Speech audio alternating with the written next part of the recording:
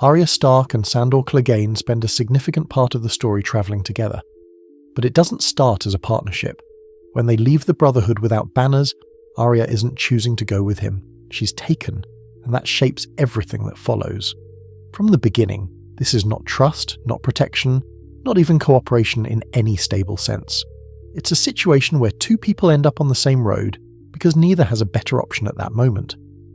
Arya wants to get back to her family. Sandor wants to sell her to them. That's the arrangement.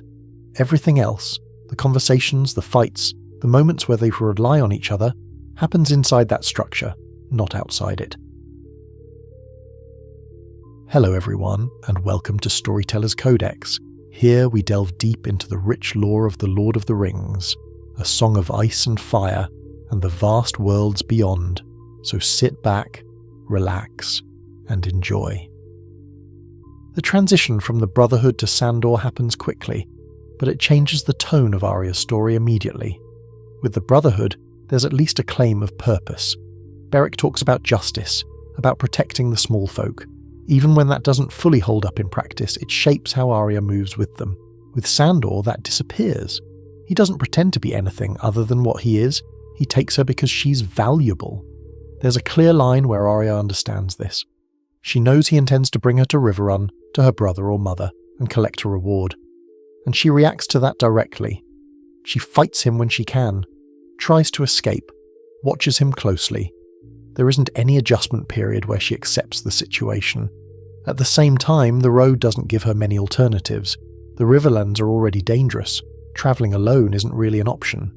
So even while resisting him, she moves with him.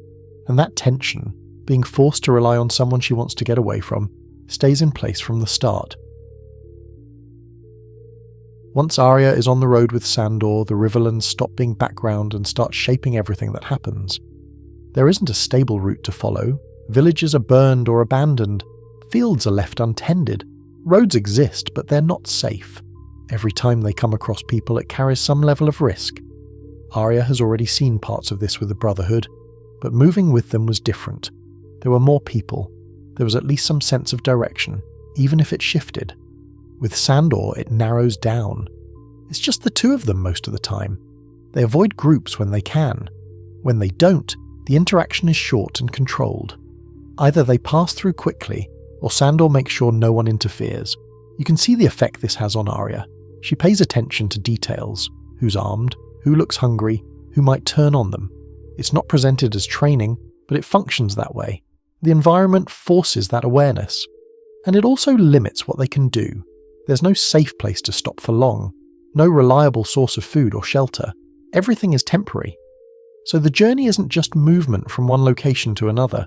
It's constant adjustment to a landscape where nothing holds together for very long. One of the clearest ways this shows up is in how they get food. There's no supply line, no coin that guarantees anything. They take what they need. Sometimes that means threatening people.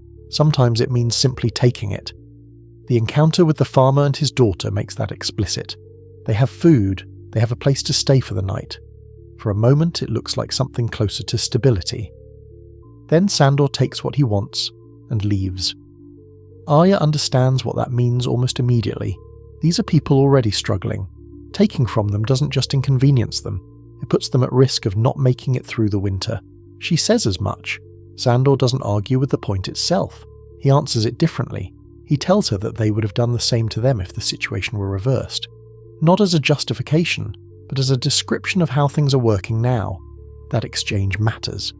Because it shows the gap between how Arya still wants to see the world and how Sandor is operating within it. And it doesn't resolve. They take the food, they leave, and the consequence of that choice stays with Arya, even though she has no way to change it. From the beginning, Arya does not accept Sandor as anything other than an enemy. That doesn't change just because they spend time on the road together. She watches him constantly, looks for chances to get away. Early on, she even tries to kill him while he's sleeping. It doesn't work, but it shows where she is. At the same time, she depends on him. Not in a way she acknowledges openly, but in practice. He knows where to go. He knows when to avoid people and when to confront them. He handles situations that she can't manage on her own. That creates a kind of balance, but not a comfortable one.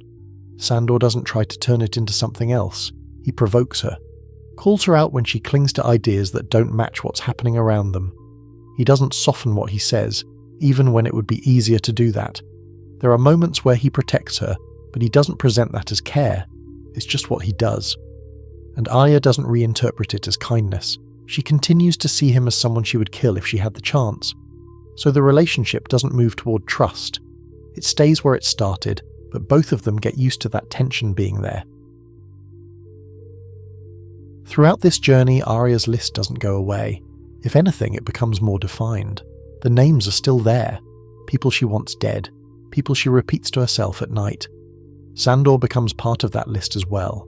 He's right there, within reach, and yet she doesn't manage to act on it. That matters, because it forces a kind of contradiction. She wants him dead, but she continues travelling with him, relies on him in situations where she wouldn't survive alone. At the same time, she's learning. Not through instruction, not in a structured way, but through what she sees and does. She watches how Sandor handles people, when he uses violence, when he doesn't, how quickly things can turn. And then there are moments where she acts on her own. Smaller decisions at first, then larger ones. By the time they reach the inn later on, she's no longer reacting the same way she did earlier in the journey. Something has shifted. Not into confidence exactly, but into familiarity with what violence looks like when it's carried through. And that shift doesn't come from one event. It builds across the road, one encounter at a time. The encounter at the inn is one of the few moments where things become direct. Up to this point, most of what Arya has experienced is fragmented. Violence happening around her, decisions made by others. Here, it narrows. Polliver is there. That matters immediately because this isn't just another group of soldiers. Arya recognizes him. She remembers what he took from her and what he did. The situation doesn't stay uncertain for long. Sandor engages first, the way he usually does. Direct, controlled, efficient. He doesn't escalate beyond what's necessary, but he doesn't hesitate either. Arya moves at the same time. She takes Needle back, and then she kills.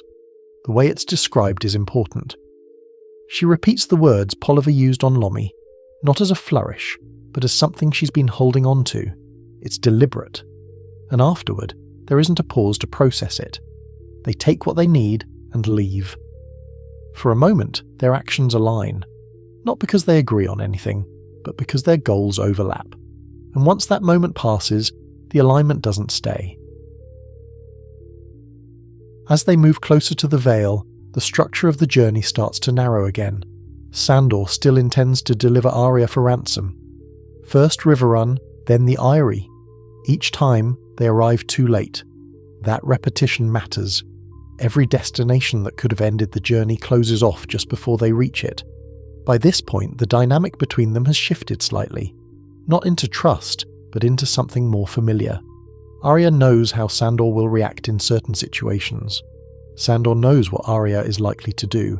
There's less open resistance than before, but that doesn't mean acceptance. It's more that the conflict has settled into something steady. And that steadiness is what makes the next shift possible.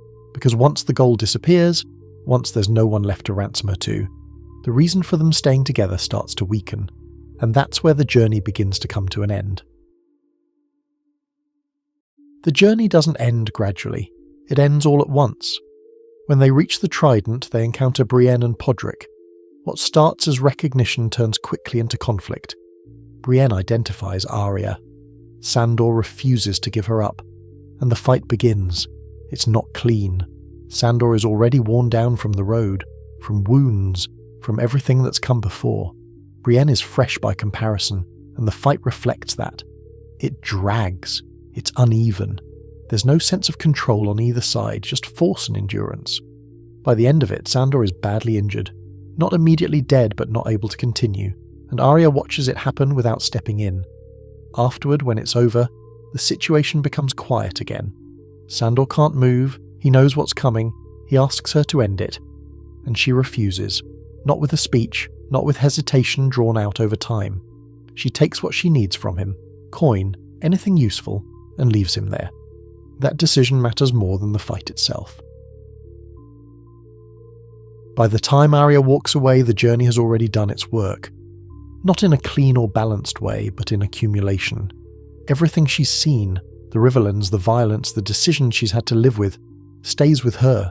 Sandor is part of that, but not in a way that resolves into something simple. He keeps her alive at different points. He teaches her things without intending to.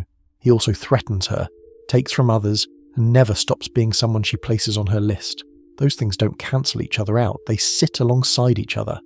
And when she leaves him, there isn't a moment where she redefines him or changes her mind about what he is.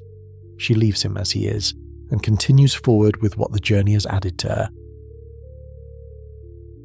If you're interested in The Lord of the Rings or A Song of Ice and Fire, click one of the links on the screen to dive deeper into the lore.